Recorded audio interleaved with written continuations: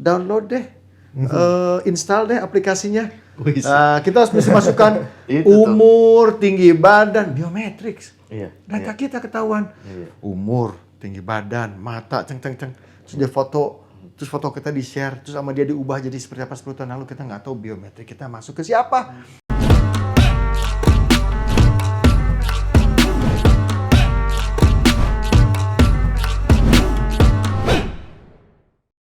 Gitu. Pak, ini yang topik selanjutnya ini kita melenceng mungkin agak ke belakang ke dunia digital ini, kekayaan intelektual dalam dunia digital.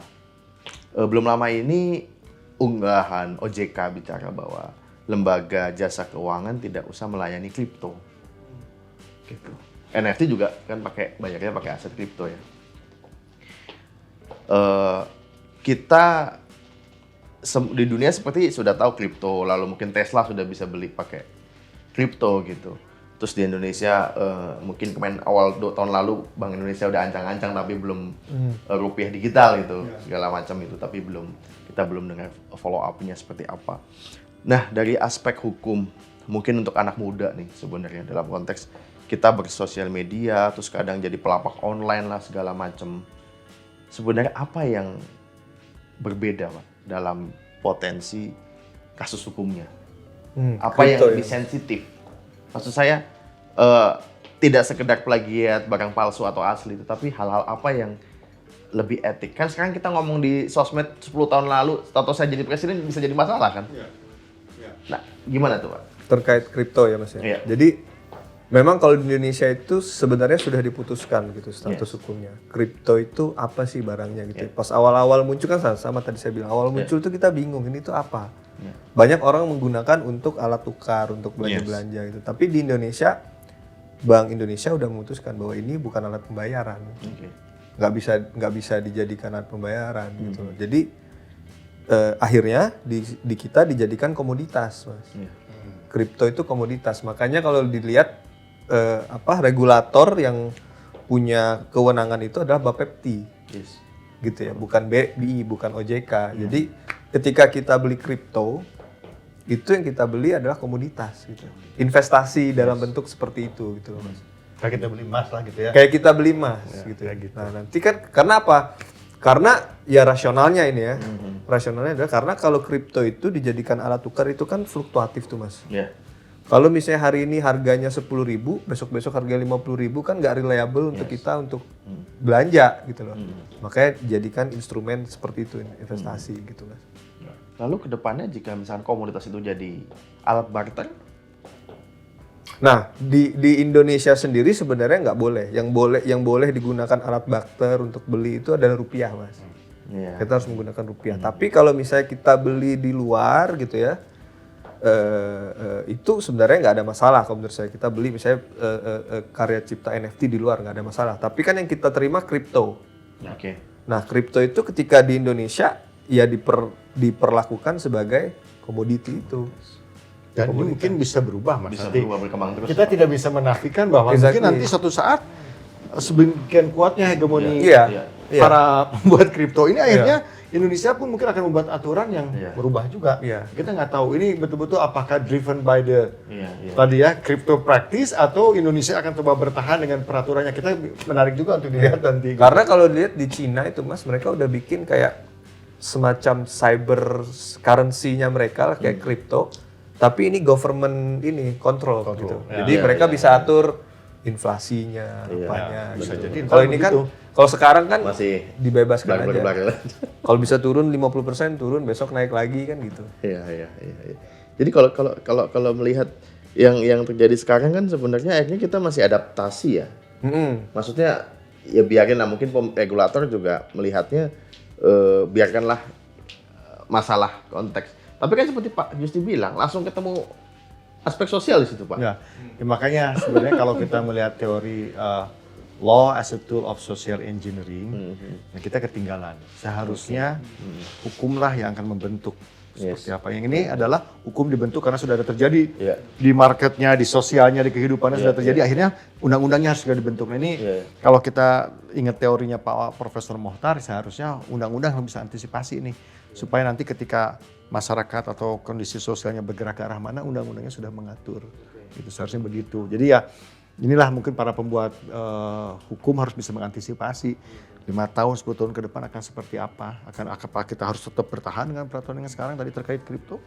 Atau kita harus siap seperti China. Dia bikin bahkan cyber currency-nya untuk bisa mengantisipasi cryptocurrency ini. Kan seperti itu. Pak, ini nggak tahu pertanyaan saya bisa dijawab atau enggak. Tapi dari sisi industri hukum ya Pak, untuk perkara-perkara gugatan-gugatan terkait dengan aset digital.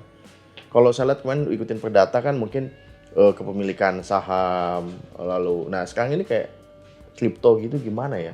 Apakah tetap pakai sistem hukum Perdata biasa?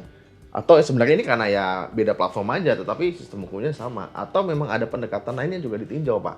Misalkan yang IITE di sosial media, lalu ya banyak hal itu kan Pak. Maksud saya bilang misalkan bukan ayam bakar A, cuma ditambahin bukan, tapi dia jualnya cuma online.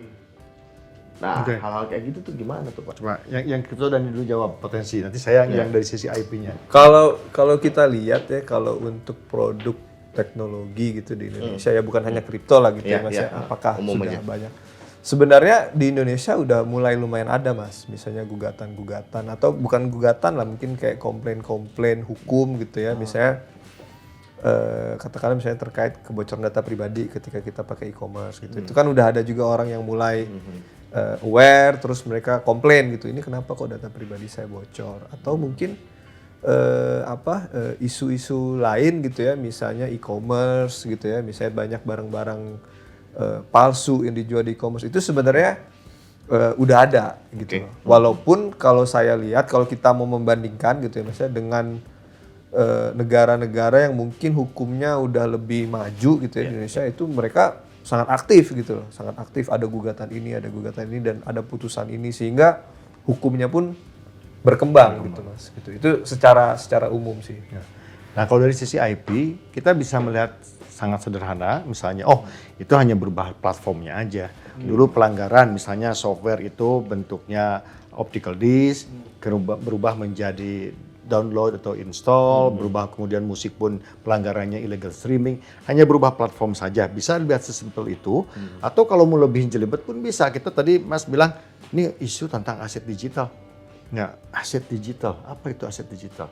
Apakah itu copyright? Apakah itu trademark yang berbentuk digital? Kalau copyright, apa yang dilanggar? Pengumumannya kah? Transformasi?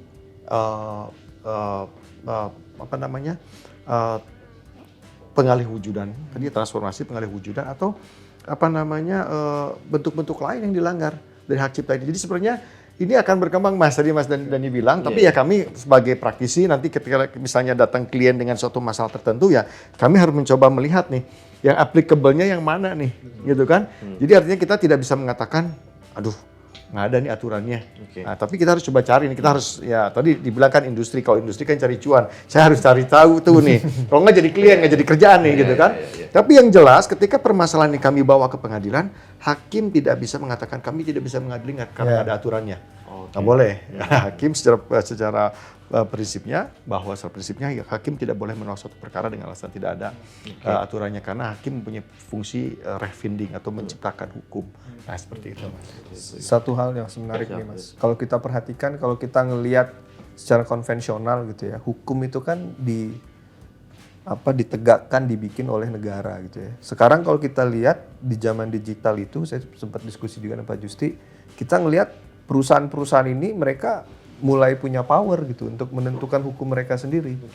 Kalau misalnya ada barang, katakanlah NFT gitu, ada yang pelanggar hak cipta, kita bisa secara langsung lapor ke platformnya, mereka yang akan take down, mereka yang akan menentukan, oh ini pelanggar hak cipta. Jadi tidak selalu lewat negara lagi gitu Mas. Dan banyaklah hal-hal lain, misalnya hate speech gitu, kita bisa minta take down, itu kan mereka yang menentukan. Jadi ini suatu pergeseran yang menarik juga sebenarnya. Ya. Betul. Jadi kan kalau dulu kan untuk bisa dikatakan hate speech harus ada apakah putusan pengadilan atau pidananya dulu diterima laporannya sama polisi. Saya pernah dulu melaporkan suatu website untuk bisa di take down itu si pengelola websitenya ingin tahu dulu bahwa ini apakah memang betul ada unsur pelanggaran hukumnya di Indonesia. Saya laporkan dulu ke polisi. Bukti diterimanya laporan baru saya sampaikan, nih buktinya laporan gua diterima nih pidana, baru dia suspend. Itu pun subject to nanti negosiasi lagi, nggak langsung disuspend untuk for good sih, untuk selamanya. Sekarang tadi kata Dani bilang, bahkan si begitu powerfulnya si pengelola platform, apapun platform itu, dia akan menentukan. Nah kembali balik lagi ke misalnya contohnya tadi NFT, itu akan jadi isu nanti jurisdiksi. Mana yang akan berlaku? Apakah jurisdiksi yang ditetapkan oleh platformnya OpenSea, ataukah jurisdiksinya si Gozali sebagai orang yang punya NFT yang dijualnya, ataukah pembeli? Karena kalau sampai ketipu kan pembeli korban, jadi jurisdiksi korban. Banyak isu-isu yang mungkin nanti akan lebih menarik lagi untuk dibicarakan. Di aspek yang Bapak sampaikan barusan ini kan seperti sama semua, pelapak ya Pak. Kita kan digital ini kan penyedia, penyambung, memberikan solusi. Nah, apakah menjadi pihak yang bersalah juga? Ketika misalkan juga community guidelines-nya itu nggak bisa nangkap itu bahaya. Misalkan kita pernah lihat ada beberapa aplikasi bisa melihat chat WhatsApp tanpa perlu WhatsApp-nya di situ.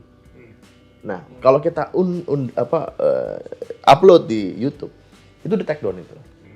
Nah, apakah pelapak juga harus punya tanggung jawab seperti itu? Padahal artian, akhirnya kan saya cuma menyediakan, saya nggak angkat tangan dong, nggak semuanya salah saya dong. Gitu. Ya. Saya adalah orang yang berkeyakinan bahwa untuk menjamin suatu ekosistem yang sehat, semua harus ada aturan.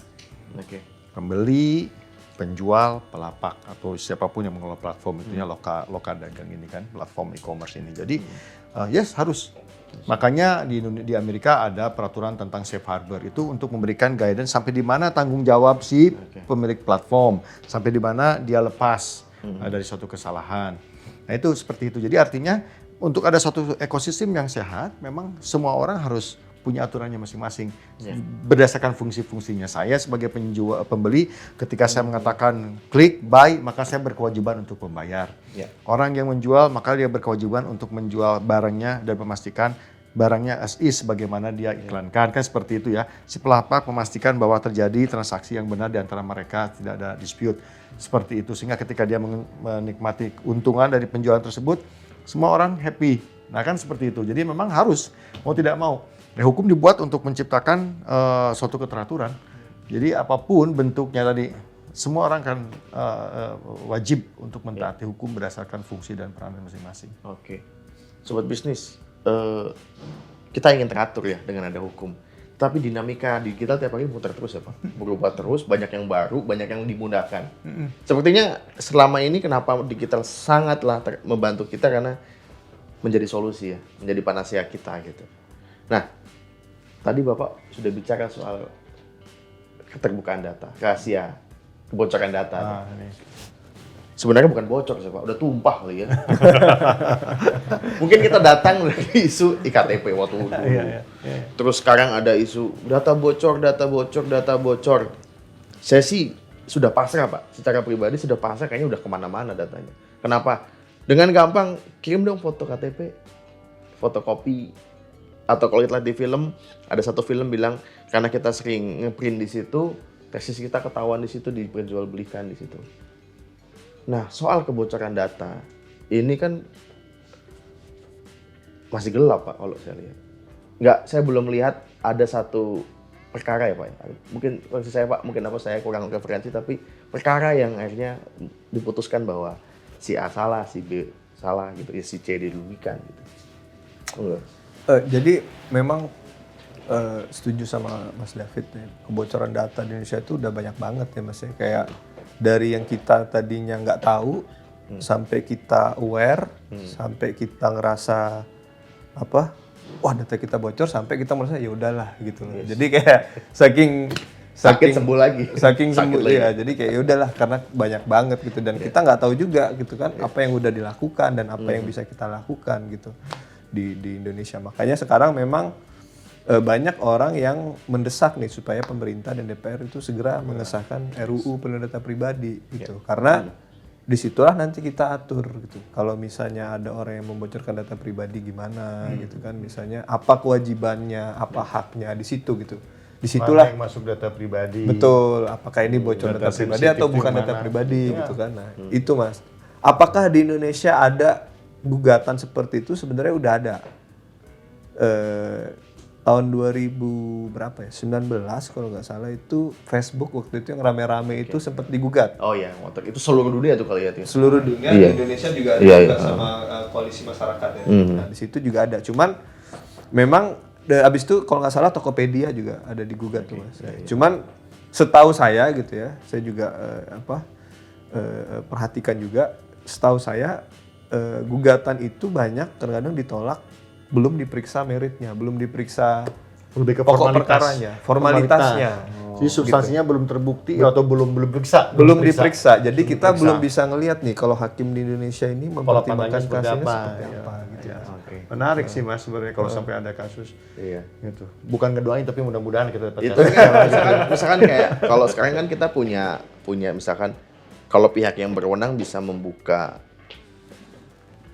WhatsApp kita, telepon kita, penyadapan segala macam gitu. Meskipun kemarin di deal di undang-undang KPK seru banget ya. Tetapi saya pikir itu hal yang besar, tapi ada hal yang kecil yang sebenarnya luput ya Pak. Misalkan ya di KTP lah atau di tiket. Dulu tiket kalau kita perjalanan terbang kayaknya tiket nggak usah di barcode ditutup, slow aja. Tapi karena seperti Mas Dani tadi bilang, karena itu adalah rahasia sehingga kita tahu. Nah, untuk hari ini sebenarnya apa hal yang benar-benar masih tersembunyi sih, dalam artian kita bisa nggak usah pakai ribet-ribet kan belum ada undang-undangnya. Jadi kalau saya merasa dirugikan gimana dong Pak Justi? Apakah tidak ada landasan? Nah ini bisa nggak dijawab? Nah, ya gini, sekali lagi kita aturan tentang perlindungan data pribadi ini sebenarnya bukan tidak ada sama sekali. Iya, iya. Ada tapi masih tengah tersebar. Iya. Jadi kita harus comot dari sini, kita harus comot dari sana, kita lihat bentuk pelanggarannya seperti apa, kita lihat juga bentuk bocornya itu apa yang bocor tadi. Jadi sebenarnya kita bisa lihat dari apalagi kami sebagai praktisi hukum kami harus bisa istilahnya berimprovisasi, harus bisa kreatif untuk melihat dasar hukum apa yang bisa kami pakai ini, gitu kan? Bisa sesimpel misalnya dulu ada pasal karet itu perbuatan tidak menyenangkan bisa, saya kan nggak suka. Tiba-tiba hari Sabtu ditelepon orang, Bapak bagaimana kalau transaksi yang kemarin di lapangan golf dijadikan cicilan tanpa bunga 3 bulan? Lu siapa bisa tahu gue main golf 3 hari lalu gitu kan? Kok bisa tahu tagihan saya sekian? Nah ini kan banyak. Nanti ketika misalnya saya akan sue misalnya tempat golfnya, kok Anda bisa memberikan data saya? Atau saya akan sue kepada bank yang mengisu. Nanti kita lihat di perjanjian perdatanya, apakah saya memberikan hak kepada Anda untuk memberikan data saya kepada pihak ketiga. Kan seperti itu. Jadi sebenarnya bukan tidak ada sama sekali, tentu pasti ada yang bisa kita carikan sebagai dasar. Namun kita harus melihat nih, meritnya, nature of the case-nya, background of the case-nya, kita harus lihat dulu. Tapi dari beberapa kasus dan pengalaman yang kami pernah tangani, kami bisa melihat dari beberapa peraturan undang-undang yang ada untuk bisa dijadikan dasar minimal untuk mengirimkan surat peringatan, saya keberatan loh Anda share data itu. Karena misalnya cara kontrak saya tidak pernah memberikan Anda persetujuan untuk men-share ke pihak ketiga tanpa persetujuan kami, seperti itu. Ya terus kalau bicara soal hari ini kalau SMS sih udah jadi biasa sekali ya. SMS masuk, nyebut nama lagi, nyebut nama lalu marketing. Bapak belum punya jaminan gigi nih di asuransinya. Kok bisa tahu gitu ya Mas? Nah, akhirnya kita sudah biasa tuh Mas Dani, seperti Mas Dani bilang. Jadi nggak nganggap itu bocoran data. Udah, lu tau dari mana gitu. Bahkan kalau sekarang saya beli nomor yang khusus untuk internet sampai udah ada nyebut nama langsung saya buang tuh. Nah, tapi gimana ya buat edukasi buat masyarakat nih? Jadi apa yang perlu kita bisa lebih hati-hati di tengah situasi kayak hukum rimba ini kalau kita lihat data enak aja dijual-jual tuh. Jadi sebenarnya banyak aspek ya Mas ya. Kalau dari masyarakat ya tentu masyarakat harus aware gitu. Mesti lihat-lihat nih ketika mereka mau share data, ini tuh data ini boleh saya share kemana gitu. Ini orang yang akan terima ini legitimate nggak gitu, orang yang bener nggak gitu ya. Kadang-kadang kan ada juga kita suka lihat orang yang suka ngepost foto KTP-nya terus dipost di sosial media. Iya. Nah itu kan nanti ya nggak jaminan siapa yang mau lihat, nanti mereka mau bikin apa segala macam kan kita nggak tahu gitu mau diapain foto KTP kita. Itu dari masyarakat. Nah sebenarnya yang penting juga adalah peran dari pemerintah sebenarnya dalam membuat regulasi dan juga melakukan pengawasan kan gitu Mas. Kayak tadi Mas bilang misalnya KTP gitu. SMS gitu. Kok bisa diterima? Nah, itu berarti apa? Ada orang yang di belakang kita mungkin trading data kita, mungkin mereka jual, ada mereka tukar. Kenapa hal itu bisa terjadi? Karena kita mungkin aturannya belum cukup dan penindakannya masih lemah gitu Mas. Nah, mungkin itu kalau bisa kita tingkatkan harusnya data kita bisa dilindungi lebih baik lagi gitu. Nah, segera menambahkan Mas David. Ini kita lihat ya, bicara modus, tapi juga kita bicara mengapa itu bisa terjadi. Berkaitan dengan banyaknya katakanlah kebocoran data secara digital, makanya sangat penting digital literacy, ya kan? Kita harus tahu jangan sampai kita tadi bicara dikaitkan dengan modus. Kita kadang-kadang gampang sekali, ada aplikasi lucu nih, bagaimana ngelihat muka kita 10 tahun yang akan datang. Download deh. Install deh aplikasinya. Kita harus bisa masukkan umur, tinggi badan, biometrics. Data kita ketahuan. Umur, tinggi badan, mata, terus dia foto, terus foto kita di-share, terus sama dia diubah jadi seperti apa 10 tahun lalu, kita nggak tahu biometrik kita masuk ke siapa. Siapa yang punya aplikasi kita tuh? Kita nggak tahu. Nah, bisa saja dia kemudian memprofiling, ternyata di Indonesia misalnya banyak. Ini katakan untuk tujuan yang bagus. Di Indonesia banyak laki-laki yang umurnya 30, tinggi badannya hanya 169, kurang vitamin, misal begitu. Jadilah kita sasaran jualan obat vitamin. Kalau yang bagus. Kalau yang nggak bagus gimana? Profiling kita untuk apa? Nah, kita suka nggak sadar Mas David tadi ya. Itu makanya digital literacy penting. Jangan sampai kita kadang-kadang heboh ibumu. Wah, ini bagus nih untuk edit sampai edan. Wah, aplikasinya di-download, di-install. Dia nggak tahu, wah ini bagus edit pakai aplikasi yang ini, masukin data kita di dalamnya. Nggak tahu data apa yang kita share, kata Dani. Ternyata tiba-tiba saking pengen, ini editannya bisa sampai seedan-edannya, dimasukin nomor KTP juga ke situ. Boom, bocor. Nah, ini digital literacy sangat penting, Mas. Dan tanggung jawab juga tadi, kita yang paham harus ngomong, Mas dari media harus ngomong gitu kan.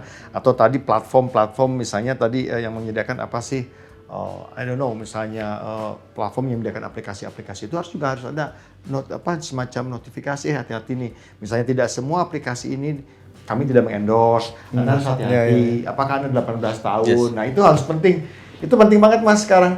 Karena ketika kita bicara digital, apalagi hal seperti itu, kadang-kadang kita tuh seperti kita bicara di tempat yang terang, mereka di tempat yang gelap, kita nggak tahu. So we have to be careful. Ini kalau sobat bisnis yang bisa nonton tayang ini agak deg-degan habis itu. Tahun depan dapat kerjaan apa? Status jalan kemana ya Pak? Itu memang di Facebook juga lucu. Satu sisi itu lucu Pak. Mungkin Bapak juga pasti kepengen. Tapi memang itu jadi sesuatu yang pelik gitu. Nah, ini mungkin untuk penutup dari kita hari ini. Dengan status kondisi sistem hukum yang kalau kita lihat masalah jurisprudensi yang masalah pencemaran nama baik, terus undang-undang ITE, kita berkembang sekarang langsung digital. Secepat ini Pak, cepatnya Pak. Dari ilmu hukumnya kan juga jadi harus cepat banget ya Pak. Nah, lesson learn-nya apa sih Pak? Ini pandemi membuat digital cepat banget. Sementara banyak solusi yang harusnya hanya diselesaikan dengan digital. Peduli Lindungi misalkan, atau aplikasi apapun itulah. Kita pakai Gojek, kita pakai Grab dan teman-temannya itu. Akhirnya mungkin sekarang kayak kembali ke filmnya Pixar tuh. Yang orangnya nggak ngapa-ngapain tuh. Bener-bener nggak ngapa-ngapain Pak, sampai proses produksi pun nggak ngapa-ngapain. Kok saya mikirnya mungkin sekarang yang saya lakukan masih nyuci Pak, nyuci piring yang masih saya lakukan. Tapi semuanya itu mungkin udah pakai teknologi ya. Nah, apa yang tidak dimiliki dunia digital sekarang Pak, sehingga kebijaksanaan kita sebagai manusia itu masih sangat penting dalam dunia digital ini. Nilai-nilai apa aja yang perlu kita? Ya, yang pertama tentunya kita mesti kehati-hatian ya, gitu kan. Sensitivity juga kita harus dibangun ya. Ketika sensitivity bisa berkaitan dengan tadi kita bicara data, apakah ini suatu yang wise untuk saya share atau tidak data ini, atau tadi sensitivity ketika saya yang paling simple memforward suatu gambar, suatu konten, apakah ini sesuatu yang boleh atau tidak. Ini kita mesti sensitif. Dan sensitivitas ini pun bisa berbeda-beda orang per orang. Nah ini jadi artinya tadi sensitivity, digital literacy gitu kan. Yang penting kita harus cari tahu, ini harus kita paham apa yang mau kita lakukan sebelum kita send, kita harus pikirkan dulu. Nah ini mungkin hal seperti itu Mas yang mesti kita bangun. Nggak selalu kita bicara akan ada akibat hukum sih, nggak itu Mas. Tapi kita juga bicara bahwa apakah ini sesuatu yang proper untuk kita lakukan atau tidak. Seperti itu. Karena tadi kalau kita bicara akibat hukum belum tentu juga hukumnya sudah mengatur. Nah makanya artinya nanti kontrol ada di kita. Ini proper nggak sih saya kirim gambar ini, saya forward gambar ini gitu kan. Nah ini juga berkaitan dengan itu etika, itu sangat penting sekali. Etik, sensitivity, literasi itu adalah hal-hal yang harus kita selalu ada di belakang kepala kita ketika kita dealing dengan perkembangan seperti sekarang ini. Ya. Sebenarnya kalau kita lihat perkembangan teknologi itu ya Mas ya, sebenarnya kan banyak membawakan kemudahan buat kita, keuntungan buat kita gitu. Jadi sesuatu yang bisa kita embrace gitu. Jangan sampai gitu karena kita nganggap ini nggak diatur, ini nggak atur, ini nggak boleh dipakai jadinya. Nah itu kan bisa bikin kita jadi nggak bisa menikmati teknologi itu gitu loh Mas. Misalnya kayak katakanlah aplikasi apa gitu yang bisa kita pakai untuk transportasi apa segala macam itu kan sangat memudahkan. Jadi memang ketika kita ngomong dunia teknologi dan hukum gitu ya, hukum itu selalu ada, tadi Pak Justi bilang, untuk mengontrol gitu. Kalau misalnya ada sesuatu teknologi ini yang udah katakanlah intrusif gitu, misalnya bisa melanggar apa, contohnya privasi kita atau melanggar hak-hak kita yang lain, nah itu baru diatur. Tapi selama itu mungkin masih aman-aman aja, masih memberikan kemudahan, ya harusnya itu saling support gitu Mas.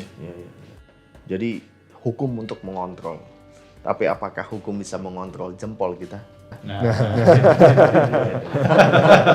Kalau dulu kita deal standar salaman. Salaman 5 jari, Pak. Tanda tangan 1 tangan. Nah, ini jempol nih. Waduh. Jelek lu, ganteng lu, pinter lu gitu. Itu menjadi masalah sekarang ini. So, bijak Bapak Ibu, Sobat Bisnis sekalian. Terima kasih Pak Justi. Terima kasih. Mas Danu. Sama-sama Mas David. Kayaknya kalau saya lihat sedikit, saya kepoin KNK juga di webnya juga lumayan aktif di IG-nya Pak. Kalau IG-nya KNK juga aktif ya. Kalau IG-nya Pak Gusti makan-makan terus. Digital present penting, nggak ketinggalan. Iya. Digital present penting. Oke, terima kasih Sobat Bisnis. Thank you. Terima kasih Pak Justi, Thank you. Mas Siap, Dani. Mas David, sama-sama. Sampai jumpa di episode berikutnya dengan topik-topik hukum bisnis lainnya. Jika teman-teman mau request tema, silahkan komen di bawah ini. Sampai jumpa di talks berikutnya.